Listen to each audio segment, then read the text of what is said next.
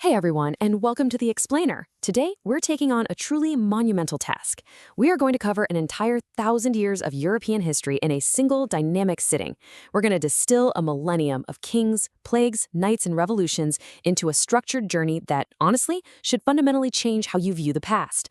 And it's going to help us understand the very foundations of the modern world we live in today. So how exactly did Europe go from the utter collapse of a massive, unified empire to eventually conquering the globe? That's the ultimate puzzle, right? For the longest time, people just called this massive 1,000-year span the Dark Ages, kind of making it sound like everyone just sat around in the mud waiting for the Renaissance to happen. But as you'll see, it wasn't a static Dark Age at all. It's actually a dramatic, high-stakes story of collapse, complete restructuring, and ultimate reverse. Okay, let's dive into this. Here is our roadmap. 1. The fall of Rome. 2. Kings, castles, and feudalism. 3. The Central Middle Ages. 4. The Black Death strikes. And 5. The dawn of the modern era.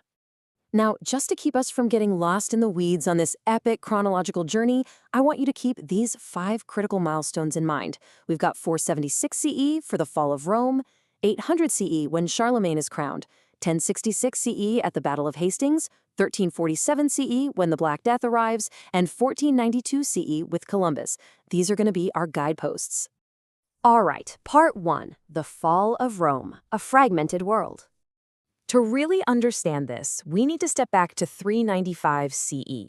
The Roman Empire, which was once this incredible beacon of peace and stability known as the Pax Romana, ended up splitting right in two under the crushing weight of famine and constant invasions. And what's really interesting here is how stark the geopolitical shift was. The Eastern Roman Empire, ruled from Constantinople, stayed urban, rich, and super prosperous. But the Western Empire?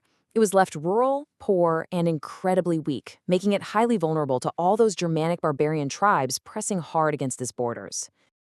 And that vulnerability came to a head in 476 CE. A barbarian warlord named Odoacer deposed the final Western Roman emperor, a boy named Romulus Augustus. Actually, scratch that. This kid really had no actual power anyway, but his removal was highly symbolic.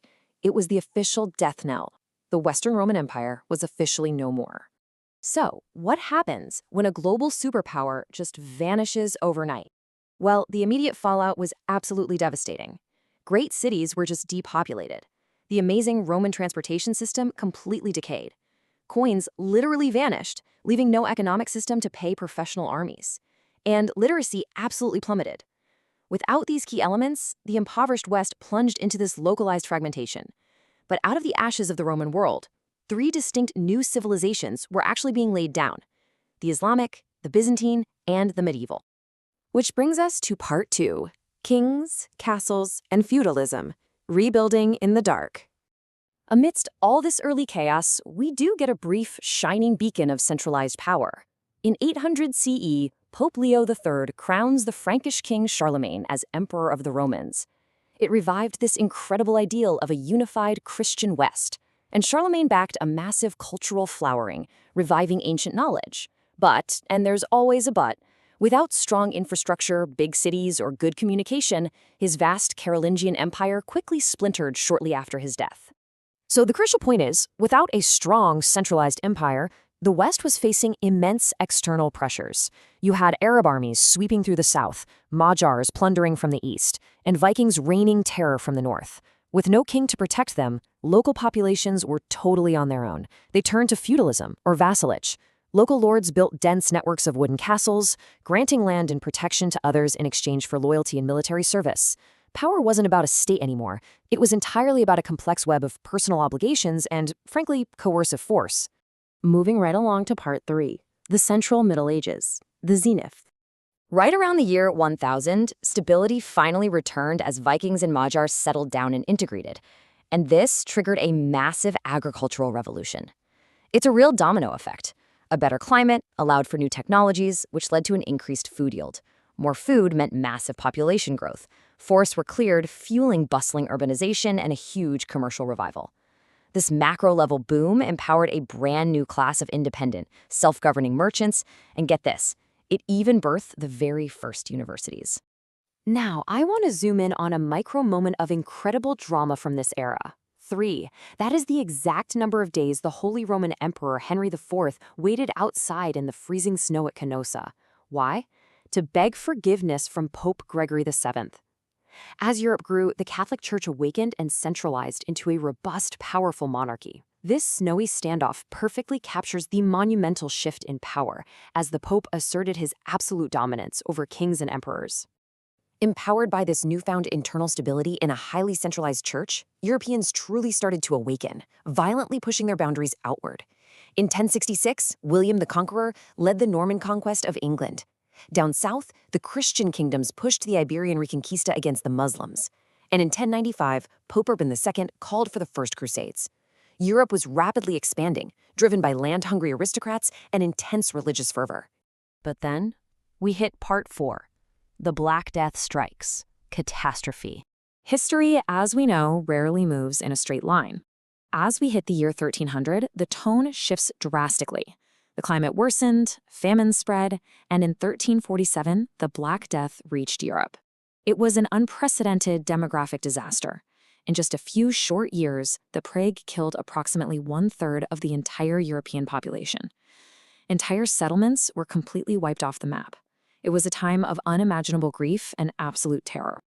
Let's move to the next point and see how this builds, because out of this horrific tragedy came a highly surprising socio-economic silver lining that might actually sound familiar to anyone who understands modern labor shortages.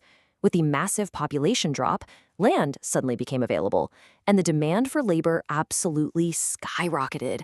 This fundamentally shifted the socio-economic leverage. Peasants suddenly had real bargaining power. When elites refused to pay more, revolts erupted. Ultimately, this led to new freedoms, better conditions, and much higher wages for the surviving workers. And that brings us to our final act, Part 5, Dawn of the Modern Era, Rebirth. Out of the darkness of the Great Plague, a shocking amount of creativity and technological innovation burst forth across the recovering cities of Europe, which forces us to ask, looking back at the agricultural revolutions, the rise of universities, the survival and restructuring after the plague, were they really the Dark Ages? I mean, why do we even use that term? Well, it turns out we can basically blame the Renaissance for a massive historical smear campaign. Italian scholars in the 14th and 15th centuries were obsessed with reviving the cultural achievements of ancient Greece and Rome. So they essentially labeled the preceding 1,000 years as dark purely to elevate their own era as the brilliant transition into the modern world. Talk about good PR, right? But the modern world wasn't just born from ancient Roman poetry. It was built on medieval technological innovation. Think about windmills, eyeglasses, the printing press, and perhaps most disruptively, gunpowder. Gunpowder was the ultimate game changer. It allowed kings to blast right through those old feudal castle walls. It rendered armored knights completely obsolete. Because armies were now way too expensive for local lords, kings monopolized force, consolidating power to create the modern sovereign nation-states like England, France, and Spain.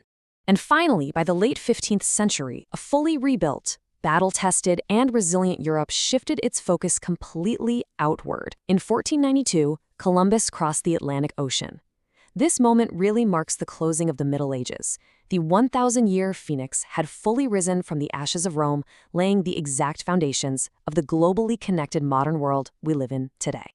I want to leave you with this final thought. We've seen how the terrifying collapse of Rome and the utter devastation of the Black Death actually forced the innovations that built the modern world. So it begs the question, what period of profound struggle in our own time might actually be planting the seeds for tomorrow's Renaissance? History shows us time and again that crisis is often just the messy, necessary precursor to incredible progress. Thanks so much for exploring this with me, and keep questioning the past,